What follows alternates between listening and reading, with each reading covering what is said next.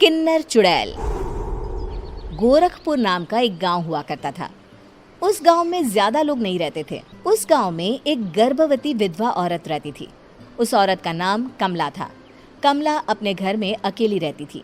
उसके पति की सारी जायदाद उसके नाम हो गई थी, पर सभी गांव वाले उस औरत को मनहूस औरत समझा करते थे और सभी उससे नफरत किया करते थे। एक बार कमला राशन की दुकान पर खाने का सामान खरीदने जाती है। भैया जी, जरा 1 किलो दाल चावल देना। अरे हाय हाय हाय हाय हाय हाय! अरे मनहूस औरत, मेरी दुकान में अपशुगन करवाने आ गई क्या? हैं? चल जा यहाँ से। मैं कुछ नहीं देने वाला हूँ तुझे। भाग भाग यहाँ से, चल जा, निकल। भैया जी, ऐसा मत कहिए। मैं गर्भवती हूँ, मुझे खाने की बहुत जरूरत है। मुझे खाना दे दीजिए। दुकानदार कमला को वहां से धक्के मारकर भगा देता है। तभी कमला रोते रोते उस गांव के किन्नरों के इलाके में आ जाती है। गांव वाले किन्नरों को उसी इलाके में रखा करते थे, क्योंकि वो लोग किन्नरों को पसंद नहीं करते थे और उनके इलाके में रहने से मना करते थे। तो किन्नरों ने उसी गांव में अपना एक इलाका बना लिया था। जब किन्नर लोग देखते हैं कि एक गर्भवती महिला रोते रोते उनके इलाके में आ गई है, तो सारे किन्नर कमला के पास जाकर उसका हाल पूछने लगते हैं। क्या हुआ बहन, तुम्हारी गर्भवती अवस्था में इतनी बुरी हालत कैसे? तुम रो क्यों रही हो? तुम डरो मत, हम तुम्हें कोई नुकसान नहीं पहुंचाएंगे। तुम शांत होकर सब बताओ कि हुआ क्या है। मैं कमला हूँ। मैं गांव के दूसरे इलाके से आई हूँ। 2 महीने पहले ही मेरे पति की मौत हुई है। मुझे गांव के लोग मनहूस मानते हैं, क्योंकि मैं विधवा हूँ और गर्भवती भी। वहाँ के लोग मुझे खाने के लिए कुछ बेचने के लिए भी तैयार नहीं, जिससे मेरा गुजारा नहीं हो रहा था। कोई बात नहीं कमला, हम तुम्हारा ख्याल रखेंगे। किन्नर लोग कमला को एक खाली घर में रहने के लिए जगह दे देते हैं और उसकी देखभाल भी करते हैं। कुछ ही महीने बाद कमला अपने बच्चे को जन्म देती है, पर अफसोस, कमला बच्चे को जन्म देते ही अपनी जान गंवा देती है। जब सब किन्नर बच्चे को देखते हैं तो बहुत खुश हो जाते हैं, क्योंकि वो बच्चा भी किन्नर ही था। कमला ने एक किन्नर बच्चे को जन्म दिया था। अब इस बच्चे की देखभाल कौन करेगा? हम तो इस बच्चे को गांव के दूसरे इलाके में भी नहीं भेज सकते। और तो क्या हुआ, इस बच्चे की माँ नहीं रही तो हम इसे पालेंगे। अब ये हमारे इलाके में रहेगा, हमारे साथ रहेगा। फिर वो किन्नर उस किन्नर बच्चे को गोद ले लेते हैं, उसका नामकरण कराते हैं। उस किन्नर बच्चे का नाम शक्ति रखा जाता है। देखते ही देखते शक्ति बड़ी होने लगती है। उसके रंग रूप बहुत सुंदर थे। वो बहुत सुंदर किन्नर दिखती है। एक दिन शक्ति एक किन्नर से पूछती है, माँ जी सुनिए ना, ये गांव के दूसरे इलाके में भी तो लोग रहते हैं, तो हम वहाँ क्यों नहीं जाते? हम उनसे अलग क्यों रहते हैं? शक्ति, क्योंकि वो लोग हमारे जैसे नहीं, वो लोग हमें पसंद नहीं करते, इसीलिए हम उनसे अलग रहते हैं। क्यों? वो हमें क्यों पसंद नहीं करते? मुझे एक बार उस इलाके में जाना है।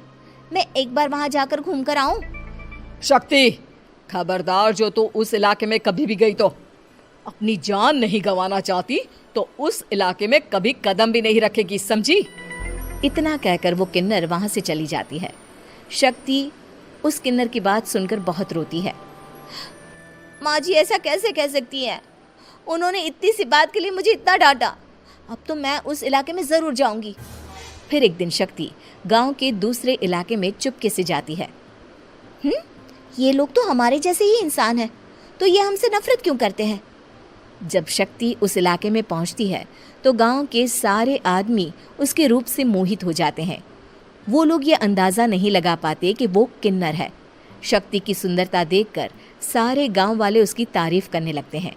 तभी गांव का चक्कर लगाने गांव के जमींदार का बेटा हर्ष वहां पहुंचता है। हर्ष भी दिखने में बहुत सुंदर होता है। जब हर्ष ने शक्ति को देखा तो वो भी उससे मोहित हो गया, और जब शक्ति की नज़र हर्ष पर पड़ी तो वो हर्ष को देखकर मोहित हो गई। आपको पहले कभी इस गांव में देखा नहीं। इस गांव में आप नए हैं क्या? जी नहीं, वो मैं बस। तभी शक्ति बोलते बोलते रुक जाती है और मन में सोचने लगती है, अगर मैंने इनको बता दिया कि मैं दूसरे इलाके से आई हूँ तो वो समझ जाएंगे कि मैं किन्नर हूँ, इसलिए मुझे इनसे झूठ ही बोलना पड़ेगा। शक्ति हर्ष को कहती है, जी हाँ, मैं इस गांव में नई आई हूँ, यहाँ अकेली रहती हूँ। वैसे आप कौन है?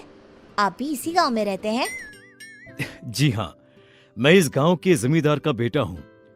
आपको किसी भी चीज की जरूरत पड़े तो आप मुझे बता देना, मुझे अच्छा लगेगा। ऐसे ही शक्ति और हर्ष एक दूसरे से रोज मिलने लगते। वो दोनों अपने प्यार का इजहार करने एक दूसरे से मिलने जाते हैं। तभी शक्ति का पीछा करते करते एक किन्नर वहां आ जाती है। शक्ति, मैं तुमसे बहुत प्यार करता हूँ। मैं तुमसे शादी करना चाहता हूँ। क्या तुम मुझसे शादी करोगी? हाँ हर्ष, मैं तुमसे शादी करूँगी, पर मैं तुमको अपने बारे में एक सच्चाई बताना चाहती हूँ जो मैंने तुमसे छुपा कर रखी है। तभी उनके बीच में ही वो किन्नर आ जाती है। शक्ति, तेरी हिम्मत कैसे हुई ऐसा करने की? वो किन्नर शक्ति को खींचकर गांव के जमींदार के पास ले जाती है। हर्ष भी वहां शक्ति को बचाने के लिए पहुंच जाता है। जमींदार शक्ति और हर्ष के प्यार के बारे में सुनकर गुस्से में आ जाता है और शक्ति को गांव के बाहर निकालने की सजा देता है। शक्ति ये बात सहन नहीं कर पाती और कुएं में कूदकर अपनी जान दे देती है। जमींदार हर्ष की शादी गांव की एक लड़की से करवा देता है, पर हर्ष इस शादी से खुश नहीं होता। शक्ति अपना बदला लेने के लिए मरने के बाद किन्नर चुड़ैल बन जाती है। अब मैं इन गाँव वालों को नहीं छोड़ूंगी, अब इनसे मैं अपने प्यार का बदला लूंगी।